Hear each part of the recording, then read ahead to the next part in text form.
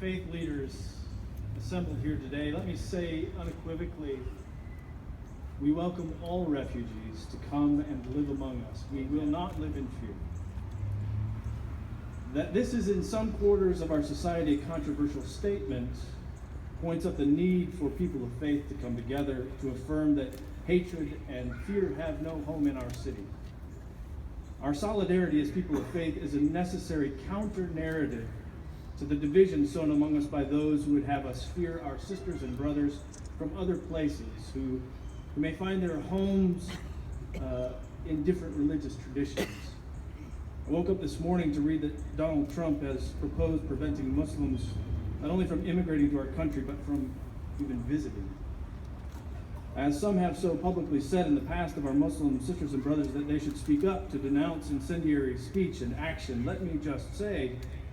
when radical white Americans with obvious hair problems seek to incite fear that could potentially result in violence, it is incumbent upon those of us more moderate white Americans with obvious hair problems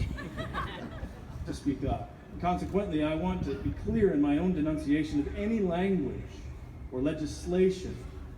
that communicates anything other than that all are welcome in compassionate plural.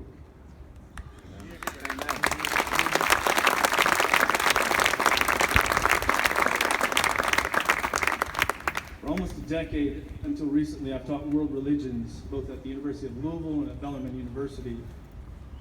And while my studies do not make me an expert in any religion, save my own, and even that is decidedly a work in progress, what I do know, after having spent so much time wandering through the spiritual fields others have cultivated, is that the religious traditions represented here have much in common.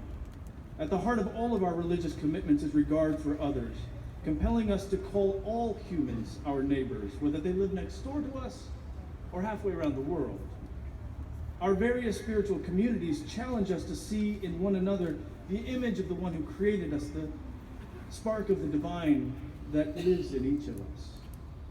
The assumption of the inherent value of the lives of others that we all share causes us to grieve